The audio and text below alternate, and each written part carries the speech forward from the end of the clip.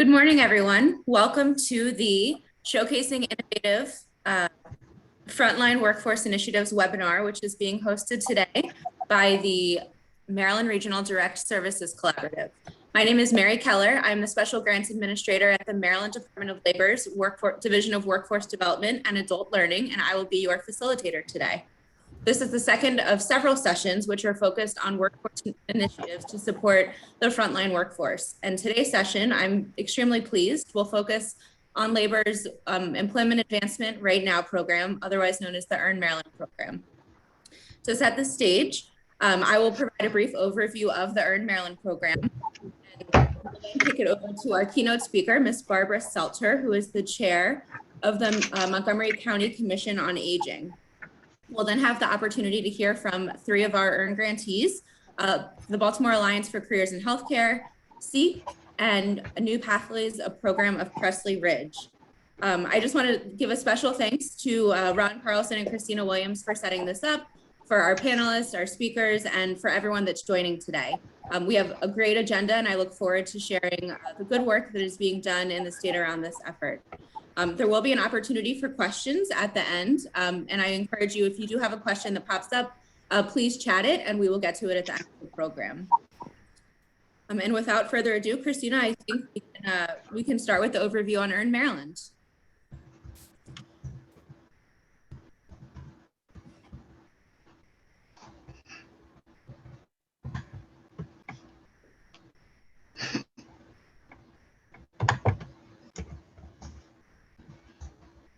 You can go to the next slide. Thank you. So what is Earn Maryland? So Earn, as I mentioned, stands for Employment Advancement Right Now, and it is administered by the Maryland Department of Labor's Division of Workforce Development and Adult Learning. The program began in 2014, and the real reason for the program was that employers all around the state, regardless of industry or region that they were working in, had identified a real challenge in finding, training, and retaining individuals that had the skill sets that they needed for their open positions. So obviously at the department, that was a concern for us, and we held focus groups all around the state with our stakeholders, so community colleges, nonprofit organizations, and most importantly, employers. And one of the main challenges that we found was that employers were not at the table. They weren't identifying workforce needs, they weren't helping to develop curriculum, and then somebody who would go through some of our workforce programs would kind of float around until they found employment. There was no true connection with employers. That was the first problem. And then the second problem is that we had many well-meaning organizations, again, community colleges, nonprofits, who were all implementing great programs, but nobody was really talking. Everybody was working in silos. And one thing that we knew at the department was every organization that we work with has strengths. And we wanted to do a program that allowed everyone to lift up their strengths, which ultimately benefited the businesses and the job seekers that we were serving. So Earn Maryland really is a paradigm shift. In 2014, we started the program and really looked at funding partnerships. So not giving grants to a single organization, but really providing funding to consortiums. So we look at industry collaboration with the partnership from community colleges and nonprofits, other organizations, and really look at targeting low skill, no skilled workers, and also incumbent workers. And I think many workforce programs only look at training on individuals who are unemployed or underemployed. So I think the Earn program being able to fund incumbent worker training is critical. And I think particularly when you're looking at direct care, it's important to retain or to attract and train, but really we have to look at how we keep individuals once they're employed. And I think you'll hear from our grantees today that they've come up with some pretty innovative solutions on how to retain individuals that come into their programs. So again, we're funding organized formal partnerships that are comprised of employers, workforce providers, community colleges, nonprofits. Really, we want it to be as broad as possible, again, recognizing that different organizations have different strengths that they lift up. It is a state-funded program, as I mentioned, administered by the Department of Labor. And I think one of the biggest points is that the program is meant to be flexible. We recognize that workforce needs change on a day-to-day basis, and we want our programs to be able to be nimble to meet the needs of employers. I think one great example of that is the Baltimore Alliance for Careers in Healthcare.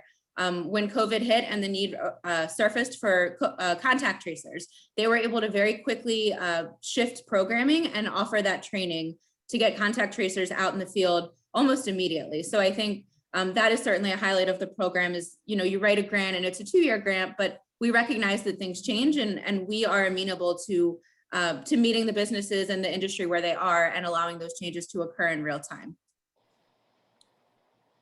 So a strategic industry partnership. Again, we are not funding a single organization, we're funding a consortium. Each consortium has to have at least 5 employer and industry partners, and then we look for at least 2 diverse entities. So that's basically any organization that isn't an employer. Typically with EARN, we see, again, a community college, a nonprofit, an intermediary like the Baltimore Alliance for Careers in Healthcare. The local workforce development boards have been a huge partner in this with us. And I believe every single one is participating across the state, which is excellent.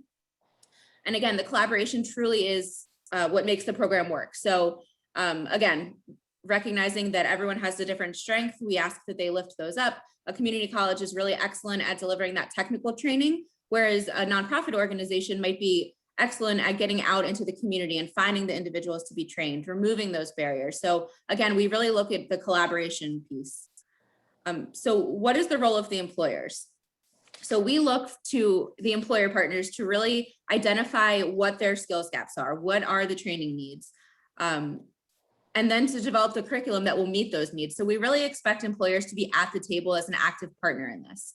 And I think one excellent example is Seek, who you'll hear from Jessica.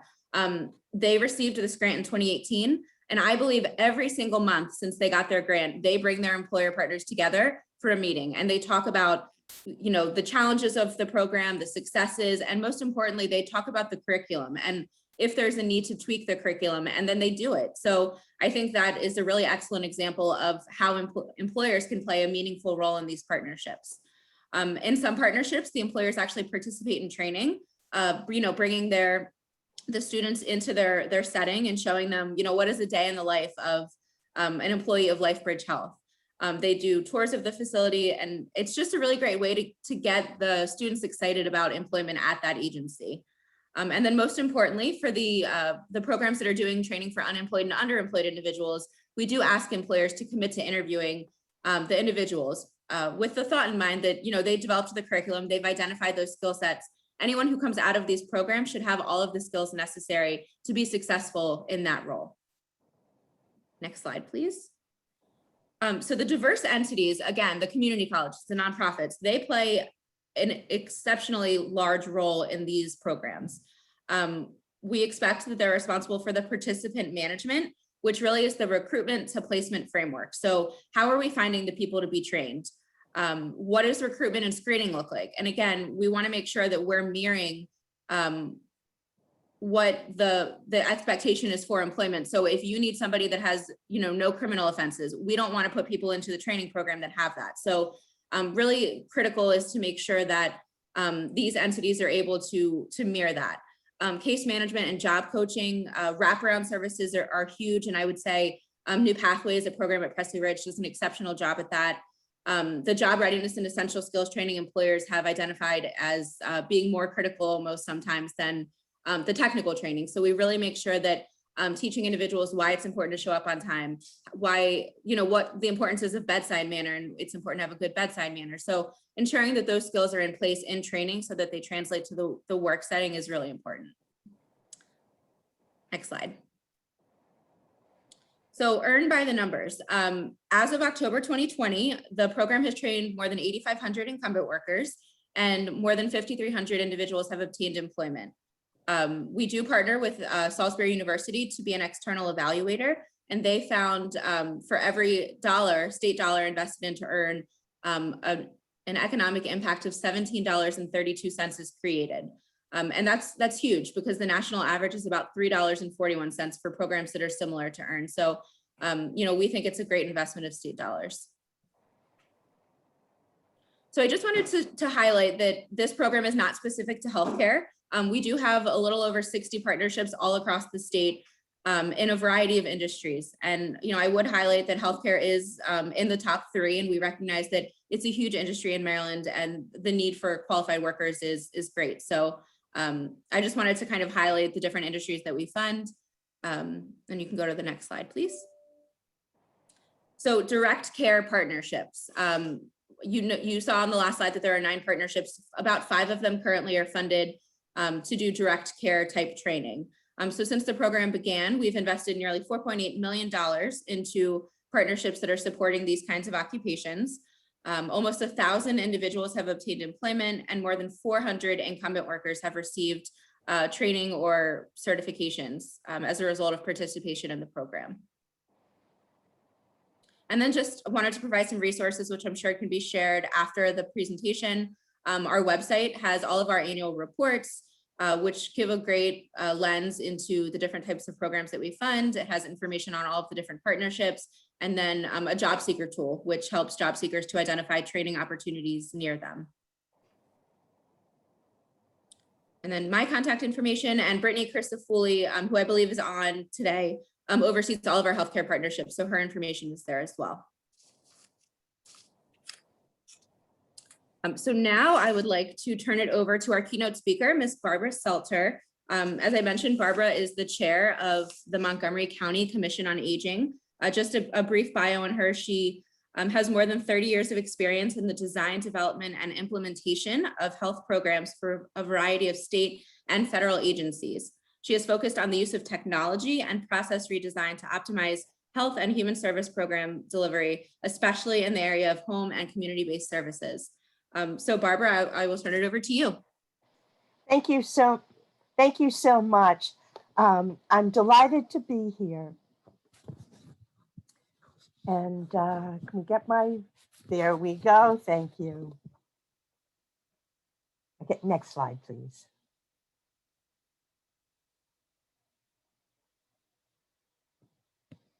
Next slide, please. There we go, okay.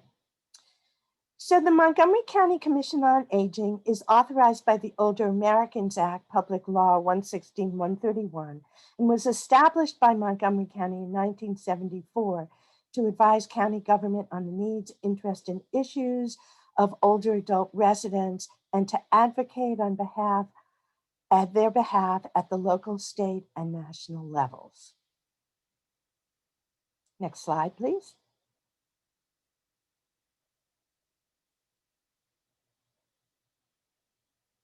Next slide. Okay.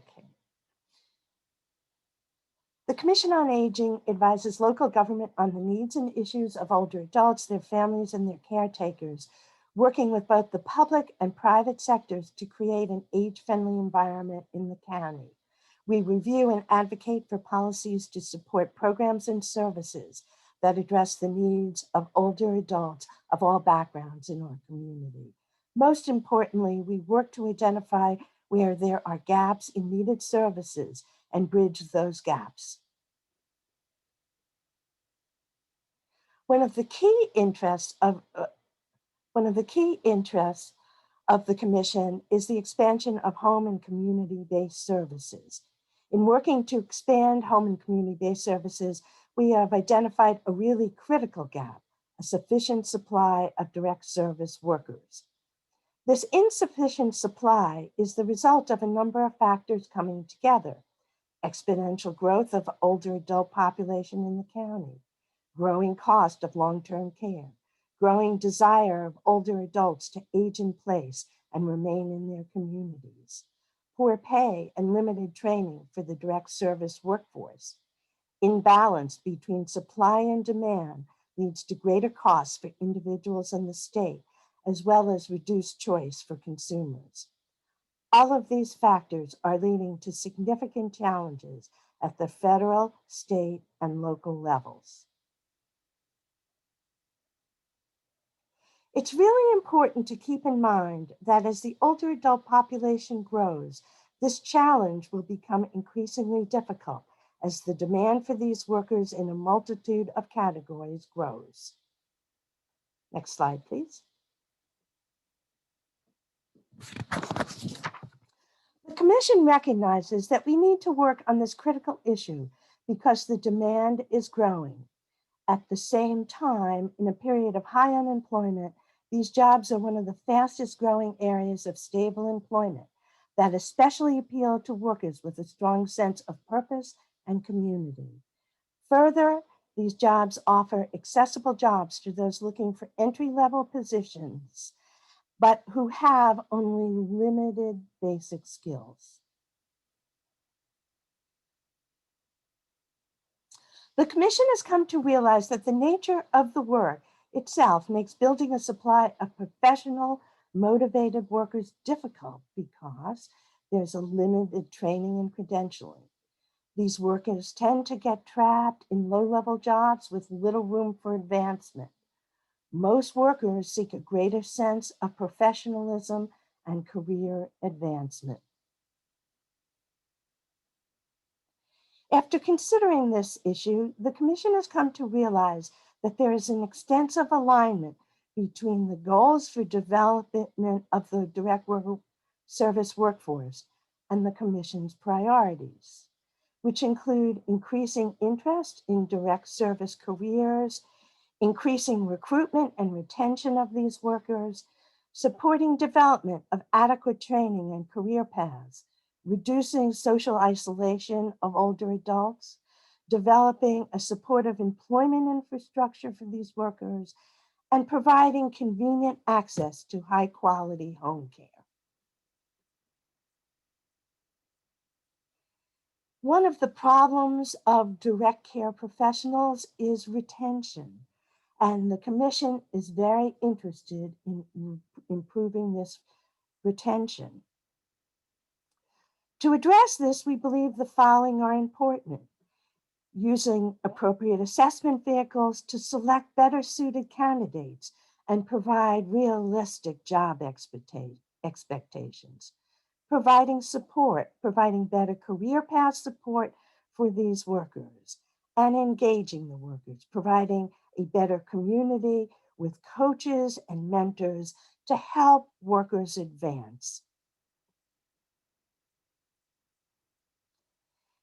Building career paths and mentoring workers to advance their careers can really enhance retention.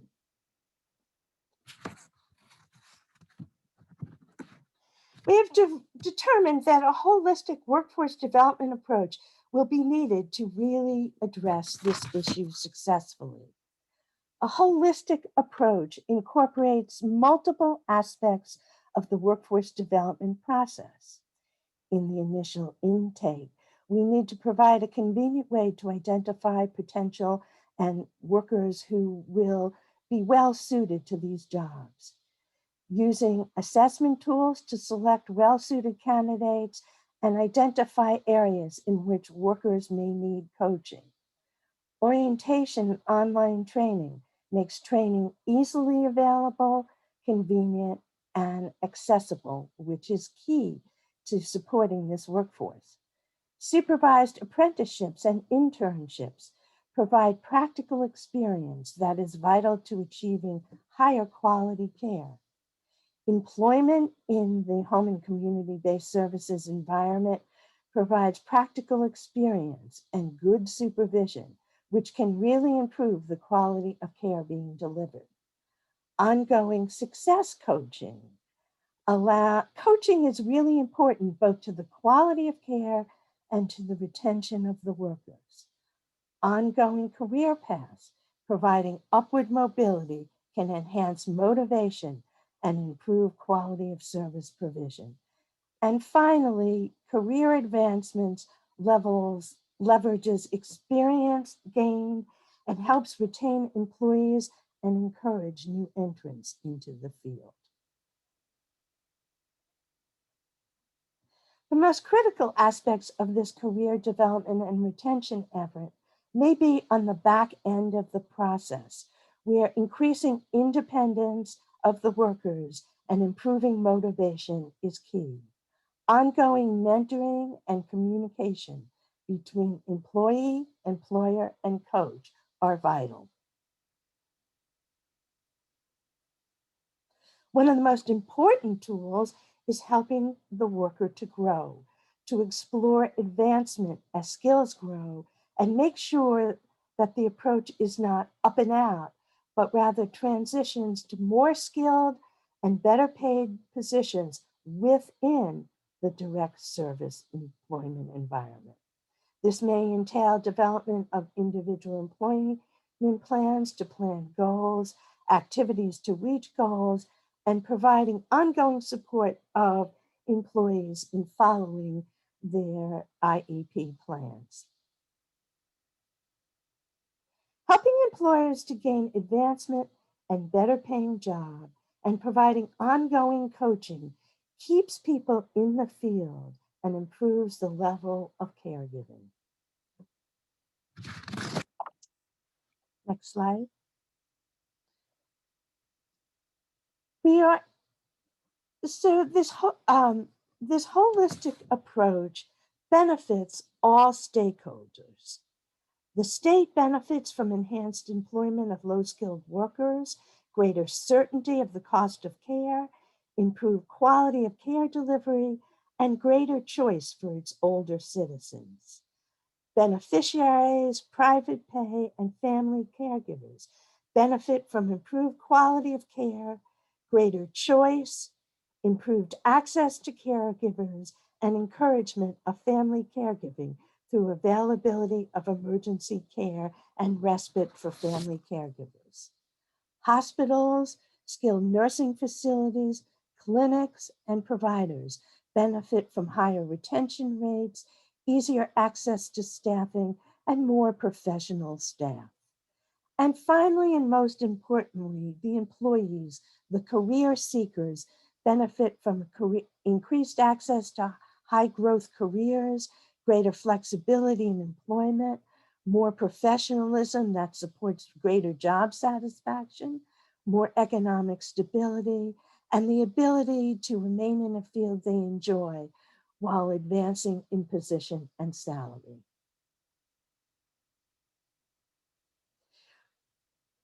The COA is advocating for the public and private sectors to work together to identify career paths and training programs, to identify apprenticeships and internship programs, to identify employers and employees, to develop staffing and budget models, to obtain funding, to modify training programs to meet needs, to develop performance metrics, to assess innovations and define success, and finally, to identify technology to support these initiatives, things like online training, matching employers and employees, and various other technical platforms that can help and support this process. Working together, public and private entities can meet this challenge. And today we're going to hear about some innovative programs that even now are addressing this significant challenge. So to help us along in this process, it's my great pleasure to introduce you to Judy Levy. Judy is the coordinator for the District of Columbia Long-Term Care Collaborative. She's also a board member of the Maryland Regional Direct Services Coalition, and she has been an advocate for many, many years in improving services to older adults. Thank you, Barbara. Good morning, everybody. It's my pleasure now to introduce you to 3 innovative community programs funded by EARN. So each presenter will have about 10 minutes, and we urge you to put questions in the Q&A. And we will try to address them during the sessions. We're going to hear from Sharita Morris, Director of Workforce, Presley Ridge. We'll hear from Jessica Neely, Director of Knowledge Management, SEEC. And we'll hear from Shanti Turner, Manager of Development and Communication for BAC. Again, I want to urge you all to put your questions in the QA. We will monitor those. So first we will start with Ms. Morrison. She served youth, young adults, and frontline efforts for 20 years, has focused on developing and strengthening workforce systems In the nonprofit, public, and private sector, serves as the Director of Workforce Development for Presley Ridge. In addition, she is a member of the faculty of Coppin State University College of Business. Thank you, Ms. Morrison. Hello, and good morning, everyone. I'm excited to be here, and I'm pretty excited to share some information on our workforce program. So as shared, I'm the Director of Youth Workforce Development for Presley Ridge, and I'm just going to go ahead and share with you some information about our program called Healthcare Mentorship Maryland. So next slide. As shared, I've been in the workforce space for about 15 years, and I've had the privilege of serving youth, young adults, and families. And one of the very interesting things that I've learned about EARN is that the state of Maryland has put their money where their mouth is in supporting our overall workforce. And it's been a delight to work with them. So without further ado, I'm going to jump into this. So I saw in the participants section that my entire team's here. So I'm actually excited to share with you a bit about who we are and what we do. And I would have been remiss, although they could not join me on today, to talk about frontline work without first talking about our front line of defense. This amazing team of individuals have supported us in providing services to nearly 150 students throughout the state of Maryland. We provide support housing services, workforce development supports, education and training for students who are in independent living. We've done this for young people in foster care and homeless youth, as well as those who are recovering from various addiction and youth who are in the community looking to advance themselves. So first, before I jump into all of the great things that we're doing, I want to introduce Mr. Tori Parker, Ms. Renee Morrison, Ms. Quanita Favorite Battle, Fred Slade, and Takia Peterson. There's no way that we would be able to do what we do in serving young adults who are entering into the workforce to perform frontline services without first addressing our own workforce and the amount of weight that these individuals carry in order to fulfill the work that we've done. And I especially pull them to the forefront in this presentation because as much as we're working to groom our future workforce, we're also in the workforce. So I think it's very vital, especially after the year that we just been through, just to kind of raise them to the surface. So next slide. So really quickly, I have just a couple of objectives about what I want to share with you on today. One of the things I want to do is help you to understand with just a brief overview of our workforce development program. I like to broaden your knowledge of our workforce development program and what we do and provide a perspective on our program. All right.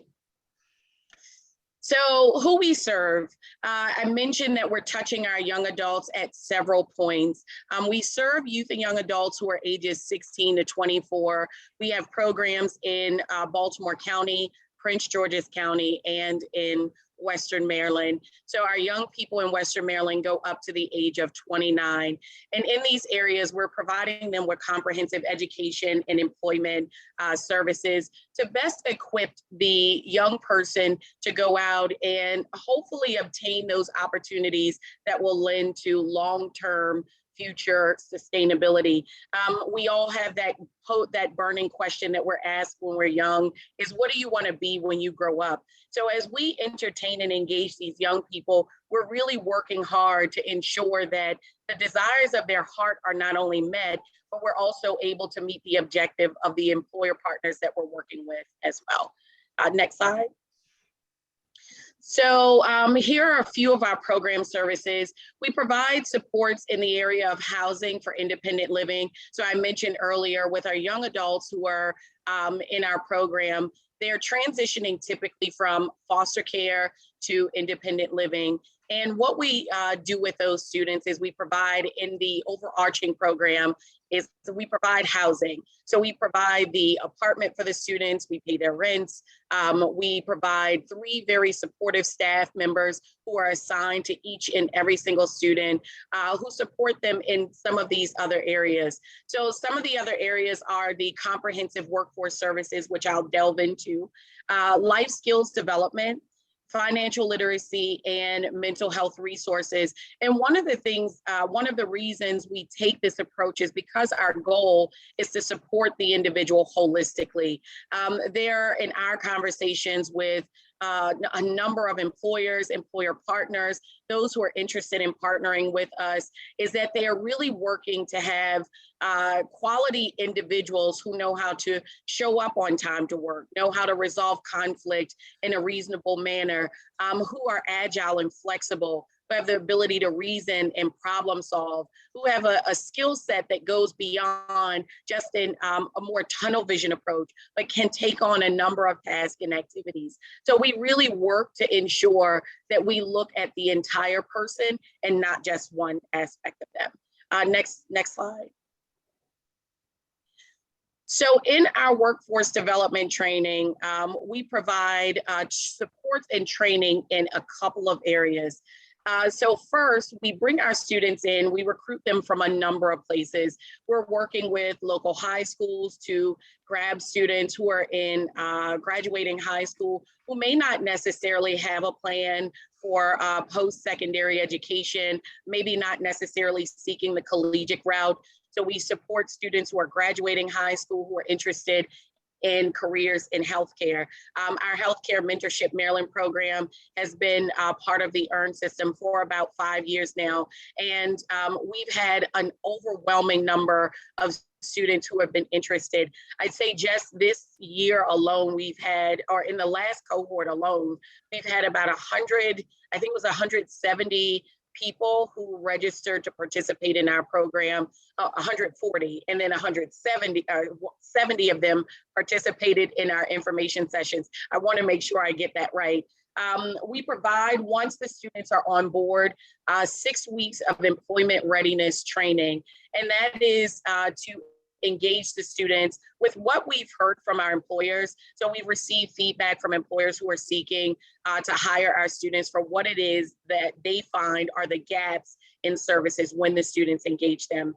We also provide financial literacy as part of that training, just to ensure that once students receive those, that first paycheck, that they're actually doing something to help progress themselves in the direction that leads to self-sustainability and financial sustainability in the future.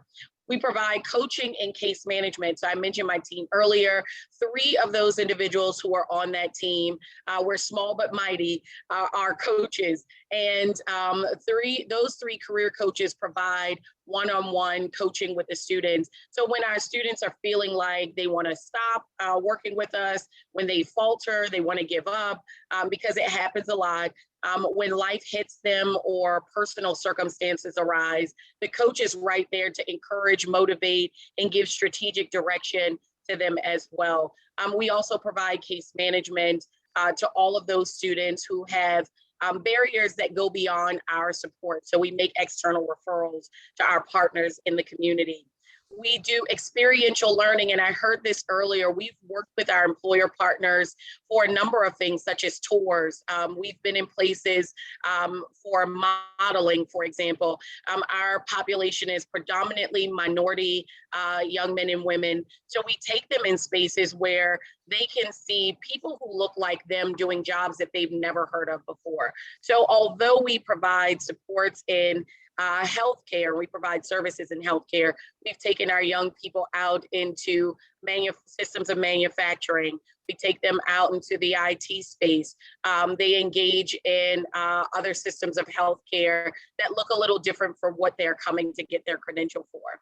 And then lastly, we provide services and support in tutoring and education remediation. Next slide. So training and placement. So our Healthcare Mentorship Maryland program has, again, as I mentioned earlier, been around for about 5 years. In the program, we're providing training and supports for young people to enter into our program and obtain their certified nursing, geriatric nursing assistant certification, and a few other credentials that would support them along the way. We've partnered with a training provider, and with our patient care tech program that we run last year, we work with a local community college to support us in fulfilling our goals and training these young adults. So once they're finished in the training that I shared earlier, the students are worked with for career placement services by our coaches and our community coordinator. They are also either have an option to enter into our Healthcare Mentorship Maryland program. So they can enter in, for those who didn't intentionally come in for that program, they can make transition into the program as well. They either go to post-secondary continuing education services within our local community college system, or we partner with post-secondary degree programs with local four-year universities.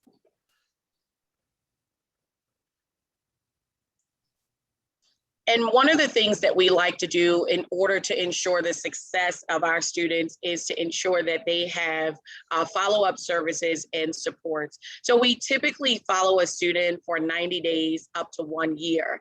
And in following up with those students, we provide some informal and formal engagement. We've done everything from Facebook Live sessions, or where we've posted information so that students can receive up-to-date and in the now information about programs and services.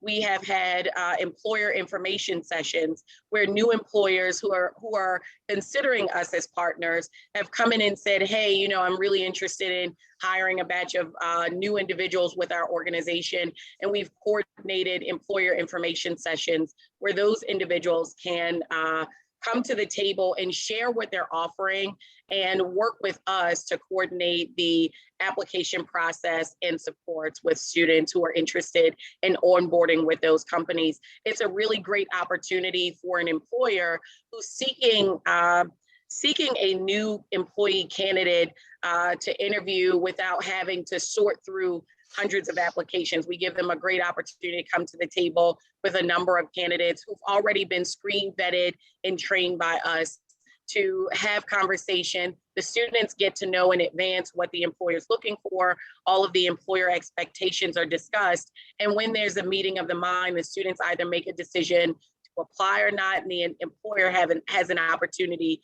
to do interviews with them as well. So we take our time to use this retention period to provide additional supports for students who are still looking for employment and students who are looking for employment advancement. So if they're looking to move forward into a new career option with another organization, they can do this during this period. Great. So that's all I have. Great. So if there are any questions or thoughts that you want to bring to the table for me, I'm here for them.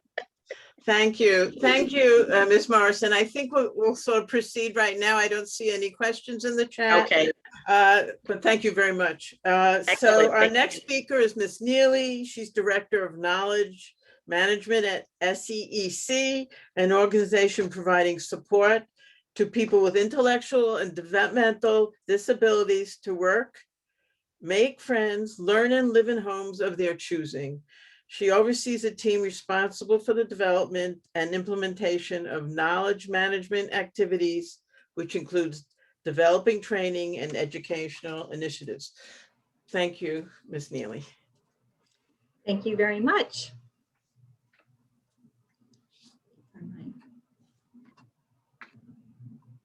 Thank you so much for having me. It's a great pleasure to be here today to share some of the incredible work that our consortium has been able to do with support of Earn Maryland. Wait for the presentation. Here we go. We are a, next slide, please.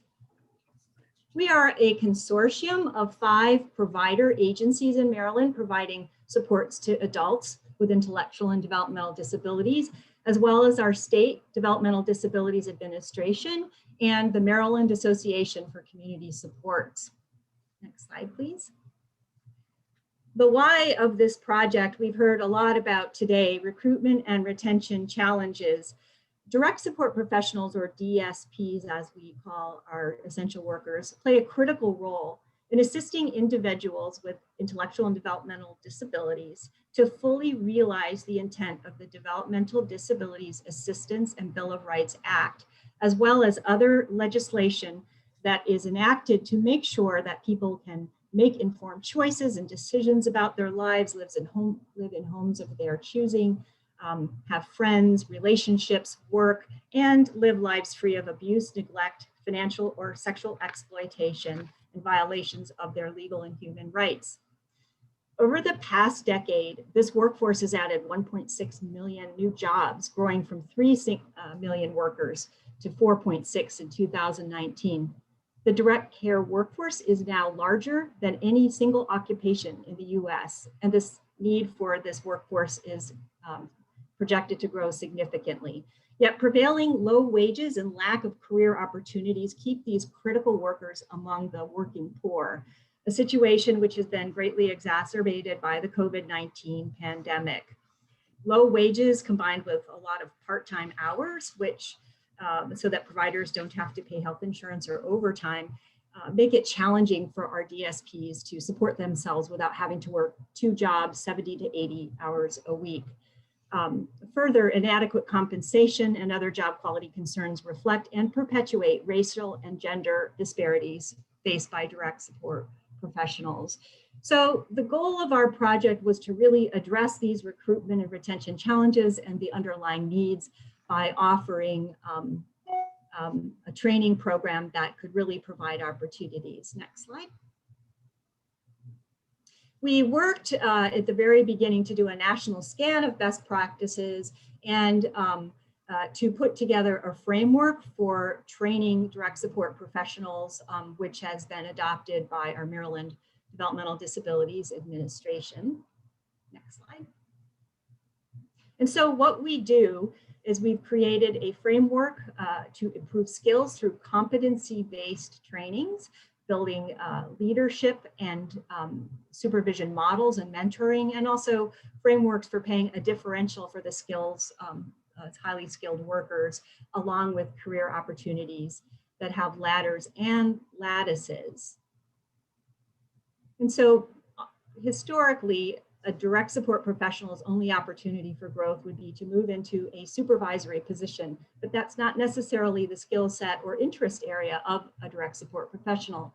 So by lattices, we can offer opportunities for specialty areas. So for example, if I support a person who really thrives when he has access to assistive technology, I can become a specialist in learning about this area. And as I progress along my own skills development, can even at the DSP3 level, become nationally credentialed in assistive technology, or at the state level as well. Next slide. We use the Center for Medicare and Medicaid Services, long-term services and supports competencies for direct support professionals. These are the competencies around which we have built our curriculum for the DSP2 training. We use a hybrid training model, and we have so far educated 7 cohorts of approximately 25 direct support professionals in each of the first 6 cohorts. And our 7th cohort had 3 sections for 75 DSPs going through the training. We use an online self-paced model using the College of Direct Support through the Elsevier Learning Management System.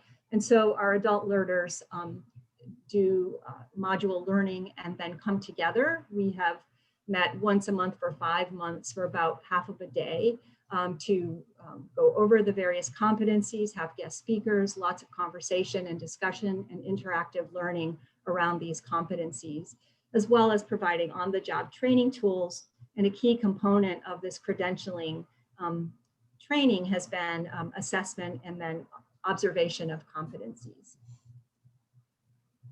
We've also developed a mentor track training. So once a DSP2 completes that training and is credentialed, that person might choose to move into our 3-month mentor cohort, which which provides the enhanced skills necessary to mentor and really guide other direct support professionals, and really to serve in other essential roles within our agencies. We have found our mentors and DSP2s to be essential during COVID, flexible, creative, and available to help meet these enhanced needs. And a third essential component of this program is really, as we look to scale it out at the state level, is to have a group, an ever expanding group of trainers who are professionally trained in the competencies, but also in the best practices of providing training. And of course, in this world, that includes providing training across a virtual platform. So we have developed curriculum and are currently further developing and enhancing this Train the Trainer curriculum as part of our current efforts. During the pandemic, we've all had to pivot to virtual platforms, but some of the opportunities that we've really been able to realize is that just as our agency is creating curriculum and activities for the people that we support, so we have realized that there are some best practices for our direct support professionals to learn in how to provide virtual supports. And as the virtual support will remain a model that's included and funded by the state moving forward beyond the pandemic, these are skills that will be with us and really provide a lot of flexibility and opportunity for people. So we've really tried to maximize these opportunities in our training. On the horizon, our new grant cycle, we're really focused on expansion and capacity building. We do have 3 additional cohorts with multiple sections for a projected 225 direct support professionals. Will be able to go through that credentialing process, as well as our mentors and an expanding Train the Trainer model. But we're also really working on revising all of the workbooks, tools, curricula, and materials that we have developed to professionalize them and put them together so that we can share them out with other agencies, along with a model for incorporating this training into agencies and owning it, sort of facilitating it within agencies, along with professional support and technical assistance. We continue to bring in new partner agencies. We've welcomed 4 new partner agencies sending learners who are interested in really adopting this model. And of course, we are advocating at the state and federal level for sustainable pay. That's something that our consortium does along with Developmental Disabilities Administration, and is really another critical component to the ongoing success of this training. So I'm Jessica Neely, and contact information is here. I hope you'll feel free to reach out for any questions, thoughts. Happy to share curricula, ideas, brainstorm. Truly grateful for this opportunity. Thank you. Thank you, Ms. Neely. I see that we don't have any questions right now. We'll have opportunity, but I want to make sure that Ms. Turner has an opportunity to do a presentation. So Ms. Turner is the Manager of Development and Communications for the Baltimore Alliance for Careers in Health, founded in 2005, continues its dedication to eliminating the critical shortage of qualified healthcare workers in Baltimore. More than 80 partners support this effort. Thank you, Ms. Turner. It's all yours. Unmute yourself, please. Sorry. That's okay. Thank you. Thank you. I'm going to share my screen. Give me just 1 second, please. Thank you.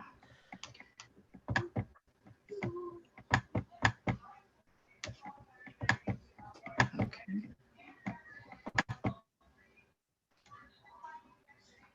Yeah. Okay.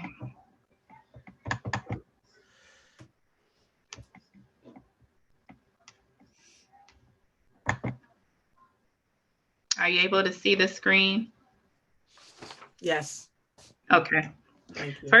First, I want to thank everyone for being here today. I'm really excited to be a part of this webinar, and I've really enjoyed learning about the other organizations and how they've utilized their earned funding. And hopefully there's some potential for partnering in the future. I'm going to get started on Baltimore Alliance for Careers in Healthcare, which is the organization that I work for. We are a healthcare workforce intermediary. And as we get started on this slideshow, I'll tell you more about us. Thank you to the Maryland Regional Services Collaborative, Rodham Institute, George Washington University School of Medicine and Health Sciences for inviting us to participate in this webinar today. BOC's mission is to address unemployment, underemployment, and healthcare workforce shortages in the Baltimore region by identifying healthcare career pathways and connecting residents to skilled jobs, leading to economic independence. This mission is fueled by a vision of a healthy community and strong economic future for Baltimore. We create a healthier tomorrow by building a stronger workforce today. At BOC, we are the link connecting people with access to training, support, and a career path in healthcare.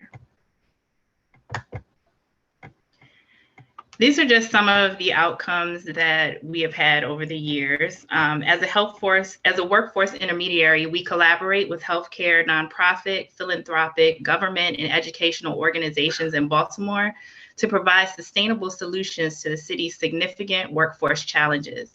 We use our citywide partnerships to create opportunities for residents to pursue careers in health-related professions. Our goal is to get people trained and gainfully employed in healthcare occupations and to reduce the shortage in healthcare professionals in the workforce. We have achieved this by building partnerships and nurturing those partnerships.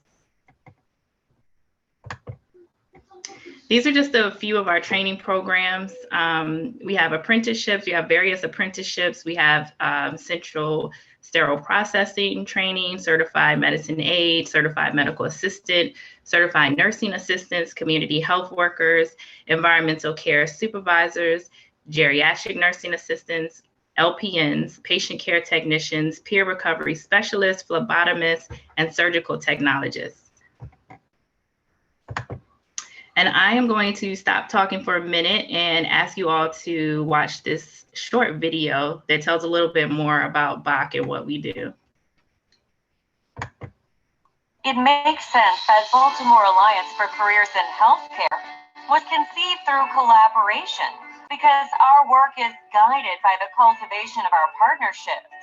In 2002, 4 action-oriented corroborators convened on a train to brainstorm an innovative allied approach to addressing the workforce challenges in Baltimore's healthcare sector. Fortunately, they agreed that building sustainable partnerships was the key to effecting change in the landscape of opportunity. Our evolved employer-led program has served our participants through training, support, and the acquisition of family-sustaining, wage-earning careers in healthcare.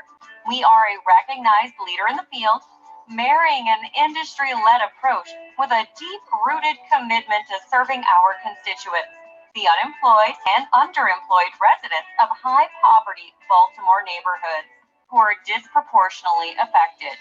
80% of our program participants are Black. The average age range is 1847, with ages 18 to 27 making up the largest group. These numbers represent individuals that have been disproportionately affected by inequality and lack of access to opportunity. BOC is a minority, woman-led, nonprofit organization serving as the only healthcare workforce development intermediary nonprofit in Baltimore. Executive Director Karen Hayward West has a deep-rooted history in leading nonprofit initiatives that benefit marginalized communities. BOC is backed by a diverse board of 14 members, comprised of leaders representing Baltimore's hospitals, long-term care facilities, community health centers, public and private educational institutions, workforce development entities, and a worker advocacy group. We effectively connect job seekers and incumbent workers to quality employment opportunities. We also consider and address solutions to potential barriers that might hinder their progress. Staggering statistics show the problems that continually hinder Baltimore. According to AreaVibes.com, the income per capita in Baltimore is 9% lower than the national average, and the median household income is 20% lower than the national average. The unemployment rate is 51% higher than the national average, and the poverty level is 53% higher. As reported by Associated Black Charities, the healthcare and social assistance sector accounts for 25% of African American employment in the metro area and 28% of employment in Baltimore City. However, within this sector, African American workers are concentrated in the lowest paid occupations. As for the Latinx community, the Racial Wealth Divide report from Prosperity Now shares Latinos are underrepresented compared with national demographics, 4.5% of Baltimore's population, and Latino outcomes trend similar to those of Black residents. Women represent yet another marginalized group that we serve. The Brookings Institute states, despite the progress, evidence suggests that many women remain unable to achieve their goals. The gap in earnings between women and men, although smaller than it was years ago, is still significant. Women continue to be underrepresented in certain industries and occupations, and too many women struggle to combine aspirations for work and family. Further advancement has been hampered by barriers to equal opportunity and workplace rules and norms that fail to support a reasonable work-life balance. COVID-19 has also forced society to examine the difficulties women face in obtaining and sustaining employment. Over 80% of our program participants are single women. Our programs are created to address economic disparity through workforce development and ultimately advance equity for all. More than ever before, people need opportunities and innovative ways to receive the instruction needed to prepare them for success in landing and sustaining a living wage career. Fortunately, in Baltimore, healthcare is among the top 5 sectors by total hiring demand for family supporting jobs and includes some of the largest healthcare employers in the state of Maryland. Our approach to career training and apprenticeships is designed to take advantage of the strengths of the sector to provide placement into frontline jobs for those with high barriers to employment and advanced training and employer engagement to build new access pathways to the family supporting middle skill jobs. Our current programs include Bach Fellows, HSCRC, Population Health Workforce Project, and the Healthcare Apprenticeship Program. The Bach Fellows program introduces local rising high school seniors and career technology and education CTE students to the healthcare workplace before they enter the job market. The Health Service Cost Review Commission's HSCRC Population Health Workforce Support for Disadvantaged Areas PWSDA Jobs Project was launched in 2017 by the Baltimore Population Health Workforce Collaborative, BPHWC, in partnership with Bach. Community-based jobs are created to improve population health.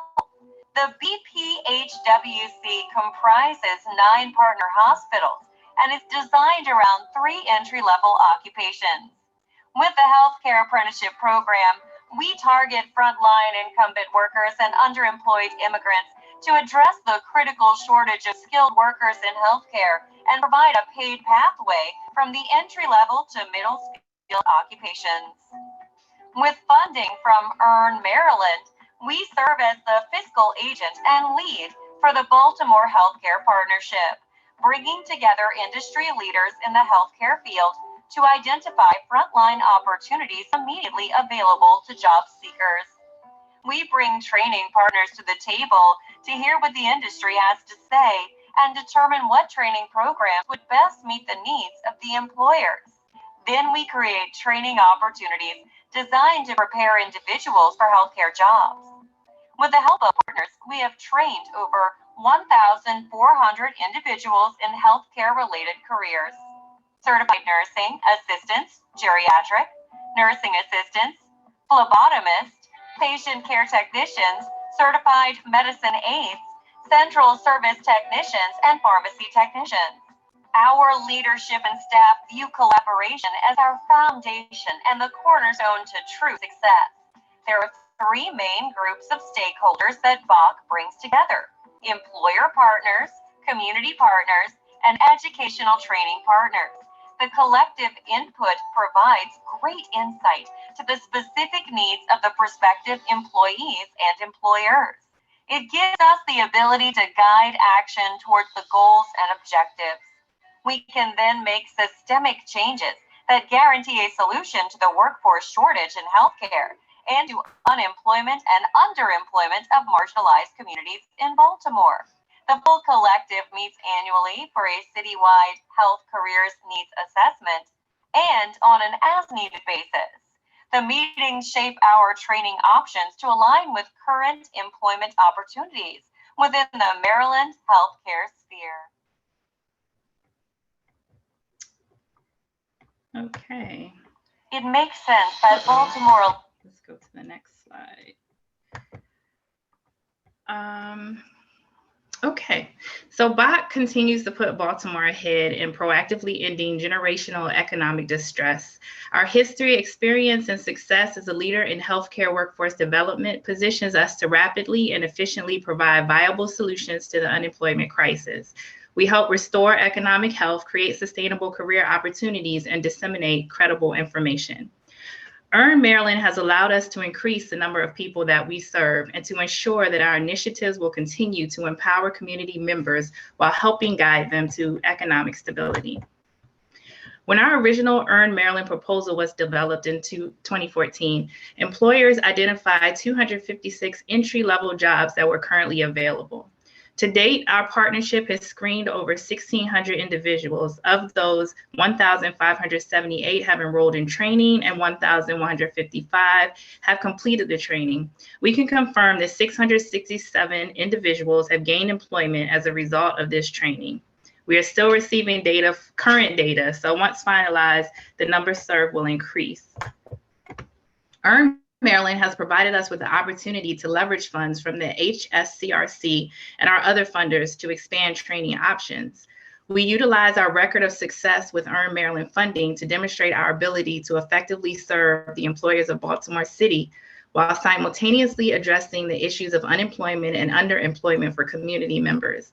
The combination of funding helped us to effectively serve the most distressed neighborhoods of Baltimore and provide employment opportunities for more than 300 individuals. Thank you to the Maryland Department of Labor for the generous support provided through the Earn Maryland Funding Grant. This is just some of our partners. We believe that collaboration is the cornerstone of collective success. So collaboration is very important to us in our position as an intermediary. This is a list of our educational and technical training partners, our community partners, and our employer partners. And we want to thank them, just a special thanks to them. For more information about BAC, please contact our new executive director, Karen Hayward West. Her information is here, and please follow us on social media. We're on Facebook, Instagram, Twitter, and LinkedIn. If you have any questions, just let me know. I hope that you got a great overview of BAC and what we do, and thank you for your time today. Thank you. I want to thank all the speakers. This has been fantastic, and I know all of us want to review some of these slides and get, really into the weeds, but I'm going to turn this over to Ms. Keller now to do some answer some questions and end the conference. But really, thank you everybody for such in-depth presentations. Thank you. Thank you so much, Ms. Levy. I know we've gone over a bit, so feel free to drop off if you need to. But thank you so much for Ms. Selter kind of laying the landscape and presenting some challenges. I think our three panelists did just an excellent job of presenting some strategies for overcoming those challenges. So thank you. We do have a few questions. Mr. Richardson said, how actually can we advocate for better pay? Where could the money come from? Why should someone do this difficult job instead of a fast food job? So I'm not sure if any of the panelists want to take this on, or perhaps Ms. Levy or Ms. Seltzer, given your extensive work in the field. I can share from our perspective. I think that with a lot of the young adults that we engage, I'm going to address the second half first.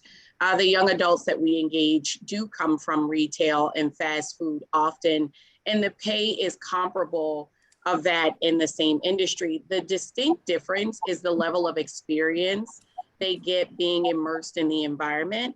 So being placed in the environment, the students have a better opportunity to grow within that space. So we often see students transitioning from jobs at Amazon in our local area, at the Under Armours or the fast food restaurants, come to us to get the certifications so that they can enter into the system and then ultimately have the option and opportunity to grow within that company. So they've had great success with that. Now, I met a gentleman, and I'm not going to call his name for the sake of getting it incorrect, but he worked within the state of Maryland on a board for regulatory regulation around long-term care facilities. And we raised the same question about pay grade and how that works. And I know that there was some complexity systemically, and this is not my space, so I'm sure Judith or Barbara, maybe you all can jump in this space, but he talked about the changes within the long-term care setup with billing and everything else, which ultimately there's an overarching issue that prohibits a drastic increase in salaries for many of our students who are geriatric nursing assistants going into long-term care facilities. So yeah, that's my take. Thank you, Sharita. Do any of the panelists or Ms. Levy or Ms. Seltzer have anything to add? You're muted. Don't come over here.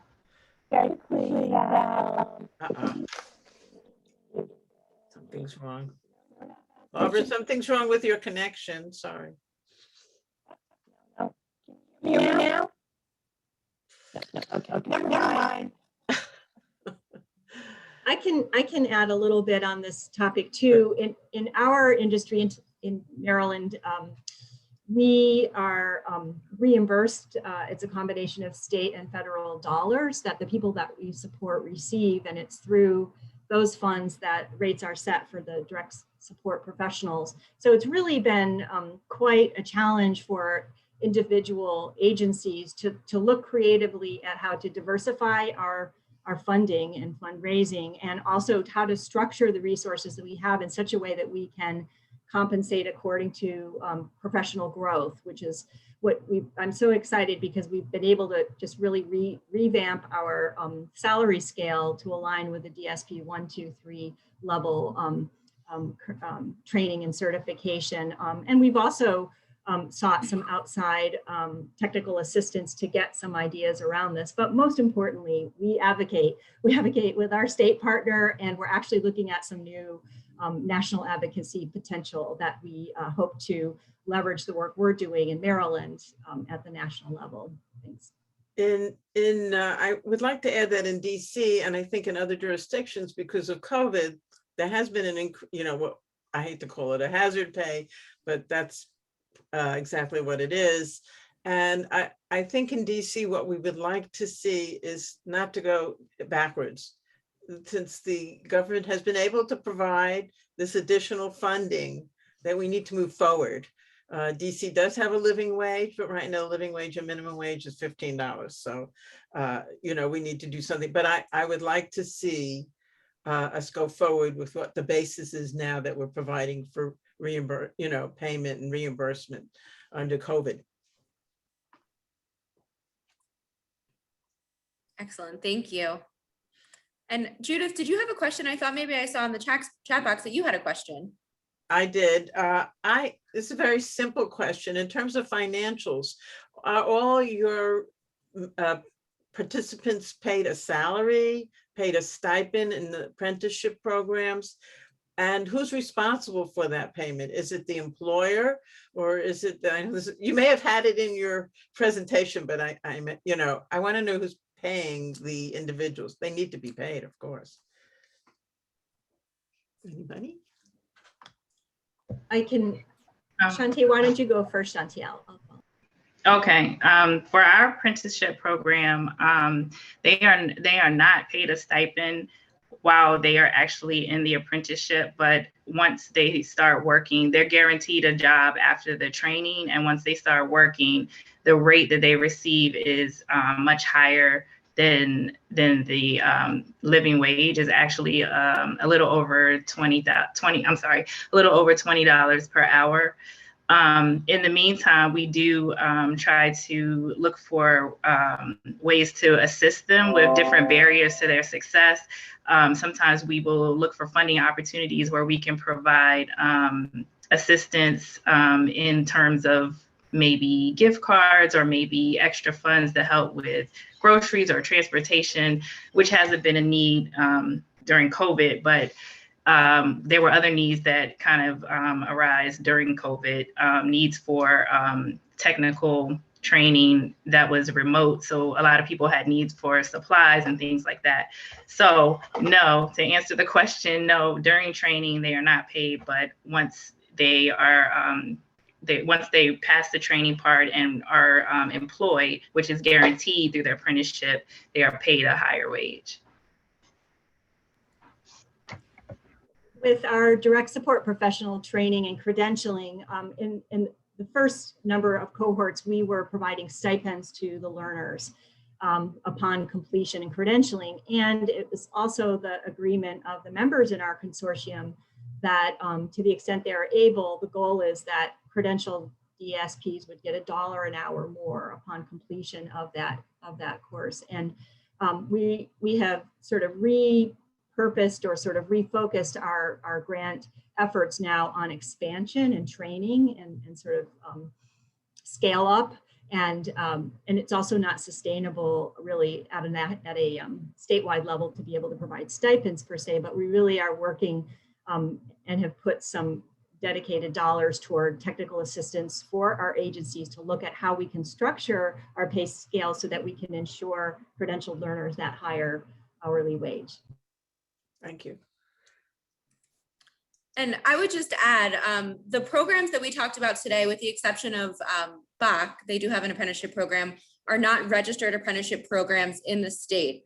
I do know that Humanum, which is the nonprofit organization in Baltimore City, does have a DSP registered apprenticeship program with the state.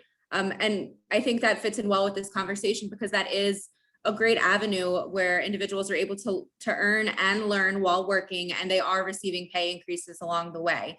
So registered apprenticeship is something that's in our division. And if anyone on the call is interested in learning more, please reach out and we can connect you with the right individuals to get those conversations started. Thank you.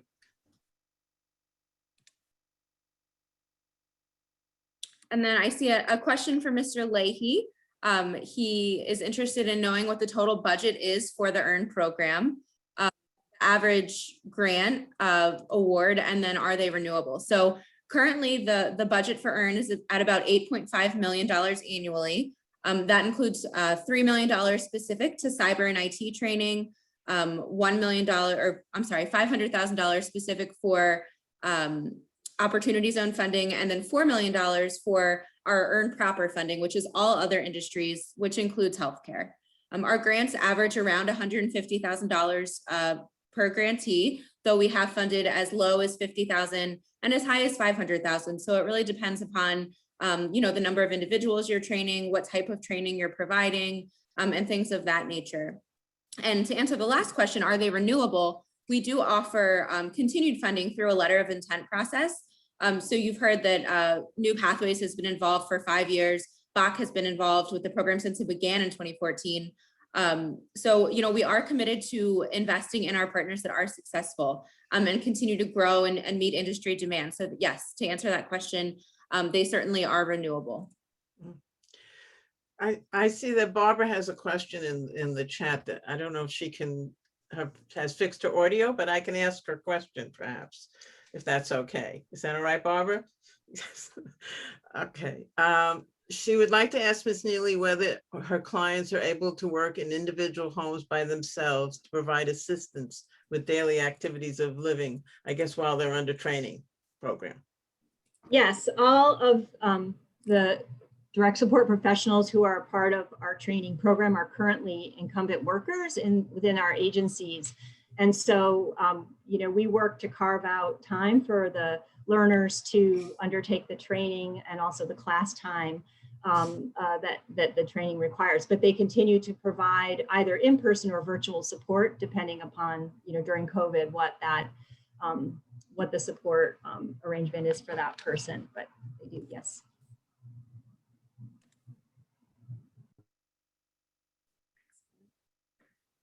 Are there any other questions? This has been great. Okay, seeing none, again, we have gone over, so I appreciate everyone hanging in there. This has been an excellent conversation. Again, thank you to everyone who participated. Hopefully it is the first of many conversations of how we can continue to support direct support professionals through workforce development initiatives. I would just like to add that this is being recorded and will be on the website, which is marylanddirectservicescollaborative.org. And again, thank you everyone so much for participating. I hope you found it to be a good session.